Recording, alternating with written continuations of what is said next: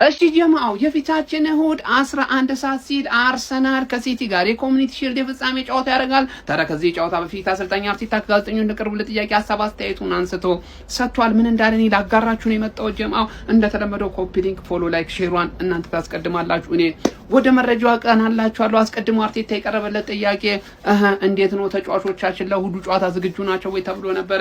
አብዛኛው ተጫዋቾች በሙሉ ጤንነት ላይ እንደሚገኙና ለዚህም ጨዋታ ዝግጁ እንደሆኑ ነው የገለጸው።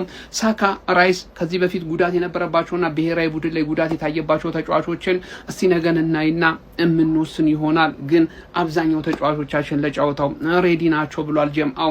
ከዛ በተጨማሪም ስለ ማንቸስተር ሲቲ አዲሱ አሰልጣኝ ኤንዞ ማሬስካና ስለ ሲቲም ተጠይቆ ነበረ። ይህ ድንቅ የሆነ አሰልጣኝ ነው። ሲቲዎች ለምን እንደመረጡት ጠንቅቀው ያውቃሉ። ምክንያቱም ሌላ አሰልጣኝ መምረጥ ይችሉ ነበረ። ግን ይህ ሰው ምን ማድረግ እንደሚችልና ቡድኑን አንድ ደረጃ ሊያሳድገው እንደሚችል ጠንቅቀው ስለሚያውቁ ነው የመረጡት። በብቃቱ ላይ ቅንጣት ያክል ጥርጥር ያለው ሰው ይኖራል የሚልም ግምት የለኝም። አሰልጣኙም ድንቅ የሆነ ቡድን በዚህ ውድድር ዓመት ሊያሳዩን እንደሚችሉ ሙሉ እምነት አለኝ ሲል ተናግሯል። በስተመጨረሻም ስለ ዋንጫው ጨዋታ ጠይቀውት ነበር። ይህ ቀላል የሚባል ጨዋታ አይደለም፣ ዋንጫ ያለው ጨዋታ ነው። ቡድናችን አሁንም ቢሆን በዋንጫ ረሃብ ላይ የሚገኝ ቡድን ያለን ስለሆነ ለዚህ ጨዋታም የተቻለውን በማድረግ ዋንጫውን ለማሸነፍ ሙሉ ዝግጅት እንዳደረገ ነው እየገለጸ የሚገኘው። ጀማው ተጨማሪ ሌላ ያነሳቸው ሀሳቦች አሉ፣ በሌላ ቪዲዮ የሚመለስ ይሆናል። ኮፒ ሊንክ፣ ሼር አድርጉና ለጀማ አዳርሱልኝ። ጀምአው ጋዜጣዊ መግለጫችንን ማስተላለፍ አንድ ብለን ጀምረናል። ይመቻችሁ። ዴክለር ራይስ፣ ቡካዮ ሳካ እና ማርቲን ዙቢሜንዲ ለእሁዱ ጨዋታ ሙሉ ለሙሉ ዝግጁ ናቸው። ሚኬል አርቴታ የእሁዱን ጨዋታ በተመለከተ ቃለ መጠይቁን እያደረገ ይገኛል። ያነሳቸው ነጥቦች በአጭሩ እንመልከት። በመጀመሪያም ዴክለር ራይስ፣ ቡካዮ ሳካ እና ማርቲን ዙቢሜንዲ ለእሁዱ ጨዋታ ሙሉ ለሙሉ ዝግጁ ናቸው። በዛሬው ዕለት ልምምዳቸውን ሰርቷል። በነገው ዕለትም ልምምዳቸውን የሚሰሩ ይሆናል። ለእሁዱ ጨዋታ ዝግጁ እንደሆኑ ሚኬል አርቴታ ተናግሯል። ፍሎሪያን ቲምበርን በተመለከተ ከእሁዱ ጨዋታ ሙሉ ለሙሉ ውጪ ነው፣ ነገር ግን በጣም ጥሩ መሻሻሎችን እያሳየ ይገኛል። በሚቀጥለው ሳምንት ወደ ልምምድ ይመለሳል ብዬ አስባለሁ ሲል ሚኬል አርቴታ ተናግሯል። ዊሊያም ሳሊባን በተመለከተ ለረጅም ጊዜ ረፍት ማድረግ አለበት፣ ለረጅም ጊዜ ሜዳ ላይ አንመለከተውም ሲል ሚኬል አርቴታ ተናግሯል። ዝውውሮችን በተመለከተ ክለቡን ማሻሻል እንፈልጋለን፣ በቡድን ውስጥ የትኛውን ቦታ ማሻሻል እንዳለብን ለይተን አውቀናል፣ እነዛንም ዝውውሮች ለማድረግ ስራዎችን እየሰራ እንገኛለን ሲል ሚኬል አርቴታ ተናግሯል። ሚኬል አርቴታ ካነሳቸው ነጥቦች ውስጥ ዋና ዋናዎቹ እነዚህን ይመስላሉ። ወደ በኋላ ደግሞ በሌሎች መረጃዎች የምንገናኝ ይሆን። ኤንዞ ማሬስካስ ምን አለ የሚለው ነግራቸዋለሁ። ከኮሚኒቲ ሺልድ ጨዋታ አስቀድሞ በነበረው ጋዜጣዊ መግለጫ ላይ የእሁዱ ጨዋታ የወዳጅነት አይደለም፣ ስለዚህ የመጀመሪያውን ዋንጫ ለማሸነፍ የተቻለንን ሁሉ እናደርጋለን። አርሰናል ባለፉት 2-3-4 ዓመታት ጥሩ ቡድን መሆናቸውን አሳይተዋል። ሚኬል አርቴታም ድንቅ ቡድን ገንብቷል። ባለፈው ዓመት የፕሪሚየር ሊግ ዋንጫ አሸንፈዋል። ነገር ግን እኛ ሲቲ ነን፣ ክፍተቱን ለመዝጋትና እንደገና ለመወዳደር እንሞክራለን ብሏል ኤንዞ ማሬስካ። ይቅናህ። የማትገዳደሩት ኃይል ጋ ነው ግን የምትፎካከሩት። ከማንቸስተር ሲቲ ጋር የምን የወዳጅነት ጨዋታ ነው? ሲጀመር የአርሰናል ተጫዋች ሆነ የወዳጅነት የሚባል ጨዋታ የለም። ስለዚህ እሁድ ዕለት ወደ ሜዳ ምንገባው ማንቸስተር ሲቲን አሸንፈን ዋንጫውን ለመቀማት ነው ሲል ለጨዋታው ዝግጁ መሆኑን እንግዲህ ሚኬል ሜሪኖ ተናግሯል ማለት ነው። በዓለም ዋንጫው ድንቅ ብቃቱን ያሳየው ሚኬል ሜሪኖ በእሁዱ ጨዋታ የሚጠበቅ ተጫዋች ሲሆን አሰልጣኝ ሱፐር ማይክ አርቴታ በበኩሉ ተጫዋቾቼ እሁድ ዕለት ዋንጫውን ለማሳካት ተርበዋል፣ ለሁሉም ነገር ዝግጁ ነን ሲል የተናገረ ሲሆን በነገራችን ላይ በእሁዱ ጨዋታ ዴክላን ራይስ፣ ቡካዮ ሳካን ጨምሮ እንደ ማርቲን ዙቢሜንዲ ያሉ ተጫዋቾች ሙሉ በሙሉ ዝግጁ መሆናቸውን አሰልጣኝ ሱፐር ማይክ አርቴታ ተናግሯል ማለት ነው። ሚኬል አርቴታ በተጨማሪም እንግዲህ ተጫዋቾቻችን አብረው ልምምድ ሲያደርጉና ወደ መላመዱ ሲመጡ ጠንካራውን አርሰናል ትመለከታላችሁ ሲል ተናግሯል ማለት ነው። እሁድ ዕለት ማንቸስተር ሲቲን አሸንፎ የውድድር ዓመቱን መጀመር በነገራችን ላይ ከፍተኛ የሆነ የስነ ልቦና የበላይነት እንድንወስድ ያደርገናል። በማንቸስተር ሲቲም በኩል እንግዲህ ምንም አይነት የጉዳት ዜና እንደሌለ ኤንዞ ማሬስካ ተናግረዋል ማለት ነው። የእሁዱ ጨዋታ ስንት ይጠናቀቃል ብላችሁ ታስባላችሁ? ሀሳባችሁን ኮሜንት ላይ አስቀምጡልኝ። ፎሎ ማድረግ ያረሰ ይመቻችሁ።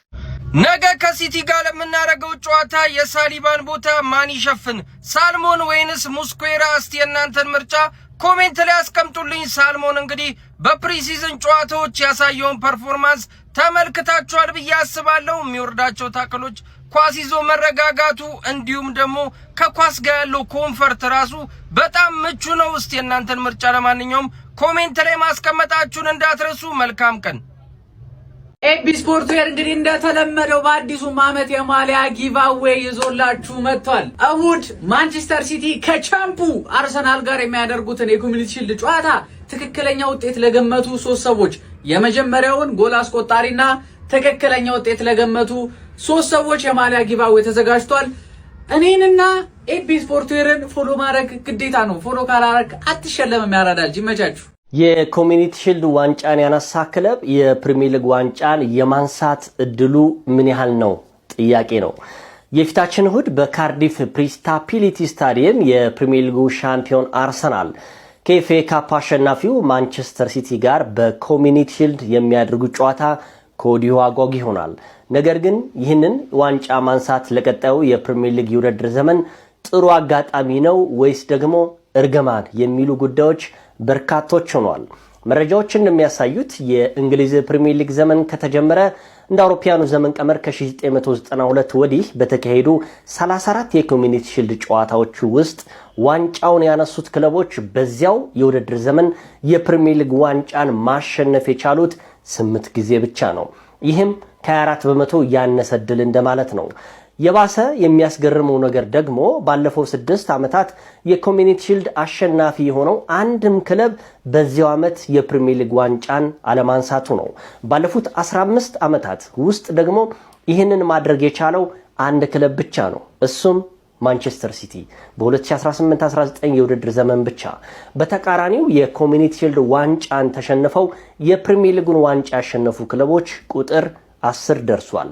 ለአብነት ያህል ባለፉት 7 ዓመታት ውስጥ የኮሚኒቲ ሺልድን የተሸነፉት እንደ ሊቨርፑል እና ማንቸስተር ሲቲ ያሉ 4 ክለቦች መጨረሻ ላይ የፕሪሚየር ሊግ ሻምፒዮን መሆን ችለዋል። ዘንድሮ በካርዲፍ አርሰናል ወይስ ማንቸስተር ሲቲ ዋንጫውን ማን ያሸንፋል? አርሰናል ፋንስ ይቺን እንትን እያሉ እየተቀባበሏት ነውና ሲቲ ፋንስ ስቴዲየሙን መሙላት አልቻሉም። የሲቲ ደጋፊዎች ስለማይገቡ ለአርሰናል ትኬቱ ይሸጥ ብለው ትኬቱን ሰጥተውናል ብለው ይቺን አሳዩ። የትም አይን ያወጣው ውሸት ማለት ነው። ከየት እንዳመጡት ራሱ አላውቅም። የቀር ውሸቱ ቢቀርባችሁ እኔ ትክክለኛው ለነገሩ ትክክለኛው አለኝ። ይሄ የስቴዲየሙ እሱን ላሳያችሁ። ይሄው ለእሑዱ ጨዋታ ሲቲ ፋንስ እዚሽ ጋር ነው የሚቀመጡት። በሰማይ ምልክት የተደረገችው ጋር አያችኋት። ለነገሩ አታውቋትም። ቻምፒየንስ ሊግ እቺ ባለ ትልቁ ጆሮ አለ እሷ እዛ ጋር ነው የሚቀመጡት ሲቲ። ሌላው ሙሉ አርሰናል። እንደዚህ አይነት ሳክስ አትሰክሱ። ግማሽ ግማሽ ነው የሚከፋፈለው ስቴዲየሙ። ሁለቱም ቲም ግማሽ ግማሽ ይይዛል። ከየት እንዳመጡት አላውቅም። ሳክሱን ራሱ ሲቲ ፋንስ መብላት አልቻሉም ምናምን። የትም የሌለው ሸጥ አትዋሹ።